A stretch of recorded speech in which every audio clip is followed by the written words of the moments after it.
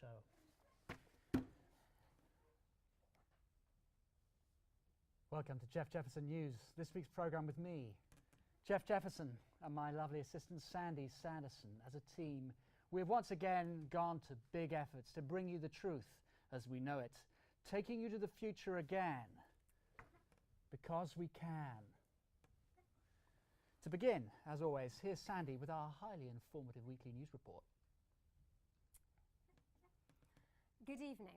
Good morning to you all. The volcano of Mount Usu that erupted on the 7th of this month strangely continues to emit sparkly glitter. Although experts can't explain this phenomenon, mythologists believe that the ancient gods are using their beloved Mother Nature to protest in favour of gay rights.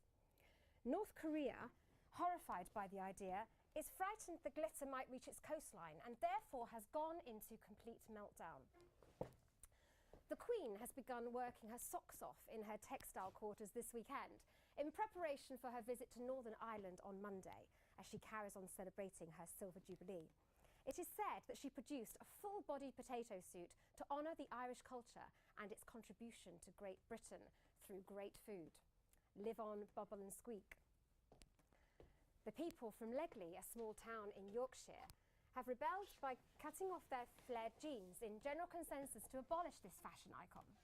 To spread the word, they travelled all the way down to London to be heard, marching with their bare, overgrown legs held high down Oxford Street last Wednesday.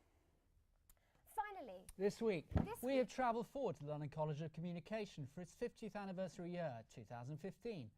Despite strange happenings, we sent our most specialised team to reveal all the truths about this institution. Take a look behind the scenes.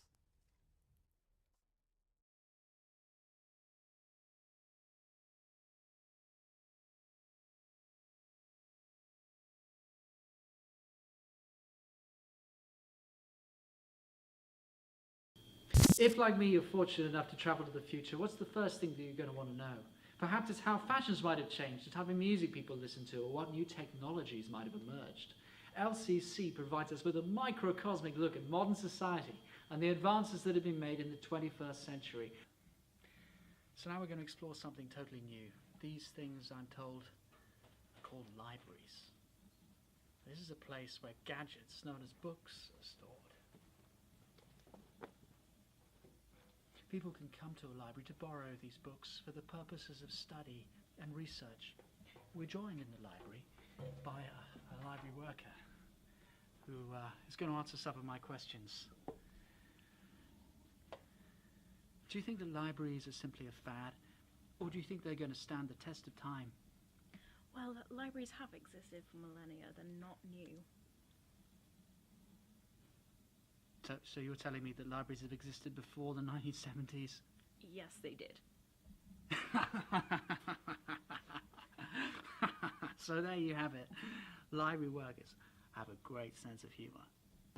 Now we're going to look at a thing called a canteen. It's a place where a kind of communal eating takes place. Canteen is a large room where food is served. People collect a plate of food from a food stall of their choice, and then they pay for it at the counter. And they eat at one of these tables, accompanied by friends and colleagues. This canteen is also the perfect vantage point for looking at today's fashion. You can see that skinny fit clothing is a new in thing here. You'll see no tie-dye, no bell-bottoms. It's all about sleek, fitted clothing. I don't know how people walk around in this kind of thing. It's baffling. But hey, that's 2015 for you. Anyway, enough from future me. Back to the studio. What a great insight into 2015 London. Right, now we're going to welcome our guests. Our extraordinary expert, Dr Mackaka, is back again this week to explain his studies. Also, we have a student from the future. Welcome, Dr Mackaka. Tell us about your studies. Good to be back, Jeff. Good to have you. Well, I've been studying young people, like this specimen here, for the past 25 years. And my studies have been most fruitful. Now tell us about this one in particular. Excuse me, isn't it meant to be my interview? Yeah, Dr Mackaka, don't worry about her. Sometimes they talk. Well, my research I have revealed that the most fascinating thing is their social interaction. And for me, it's the way they communicate. Now, my research, which is mine, I've discovered that just after sunset, the young male will whistle and howl in vocal competitions to attract the female.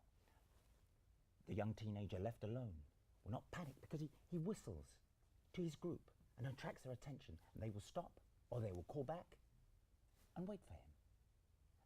A young teen will also cry out and howl warning signals when danger approaches. Are we talking about monkeys? Now, the female, most interesting, will only respond to males that she knows. She will not respond to the strange males from other groups. And obviously, teenagers will always cry to their mother when they need something. I'm pretty sure we're talking about monkeys. Now, as my chart shows here, which is by me, Dr Mackaka, we have seen how through the years we have evolved as a human race to our current times, to the future. Anyway, we're going to have to leave it there. 2015. Fascinating, maybe. But now we're going to have a break and be with you shortly with Let It Out with JJ. Last night I stood there with my dick in my hand. We were gonna make love, but it didn't go as planned. Didn't have that special something to help me get loose. I tell you what I needed boner boost. Never let you down, never let you down. Never let you down, never let you down. Never let you down, never let you down. Never let you down, never let you down. Boner boost.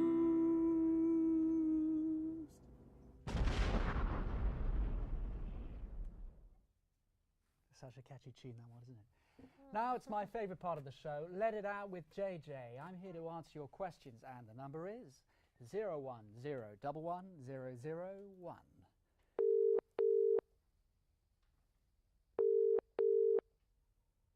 Here's our first caller. What's your name? Where are you from? Hello, Jeffrey. It's Patricia. I'm calling from Reading, and look, you see, the advertising that you did last week about the cleaning products, they seem to have burnt holes in everything that I own. Should I be worried? No, Pat, not at all. Keep cleaning. Next. What's your name? Where are you from? Hello? Yes. I have a chicken coma with a side of a basmati rice. Good choice. Next. What's your name? Where are you from? Hi, this is Matt from Kent. I really need you to help me. I can't seem to communicate with my mum. Ah, you've mastered the art of miscommunication. What a rare encounter, gentlemen. Ladies? What am I supposed to do? Should I attend university? You talked about. What, LCC? Oh, lad, they won't be able to help you there. Next. What's your name? Where are you from? This is Black Eagle, confirming Pink Panther is dead. Send the $2 grand to... Right, cut. That's enough callers for today, I think. Finally, let's head to the weather. Sandy is going to give it her best shot. Don't hold your breath, gents. Thank you, Jeff. There's a huge depression over Scotland, but let's move on to the weather. I can predict clouds overtaking every inch of England, with expectations of sunshine in North Wales. Heavy rain in those areas is predicted for approximately the next 12 years. Later this evening, the wind will start, and we hope it lasts time enough to take away the grey and bring back the heat. Specific to London, a tube strike hospitalises freezing passengers waiting in the rain. Also, earlier today, the Duke of Edinburgh cancelled his afternoon showers in exchange for a naked walk through Hyde Park. That's all we have time for now, viewers, but we've been studying this disappointing weather to be able to give you the best results, only to reveal that apparently we live in Britain. So, gentlemen, ladies, that's all we have time for tonight. Goodbye. Sandy, fancy coming back to mine tonight? It's only the one time. It's not going to happen again, Jeff. Come on, we know that's not true. Anyway, I've got the champagne on ice. The only place that champagne's going to end up is in your head. Ooh, I love the sound of that. So annoying. So irritating. Don't touch the Buddha. It's my goddess. The Buddha is a man, you idiot. A man.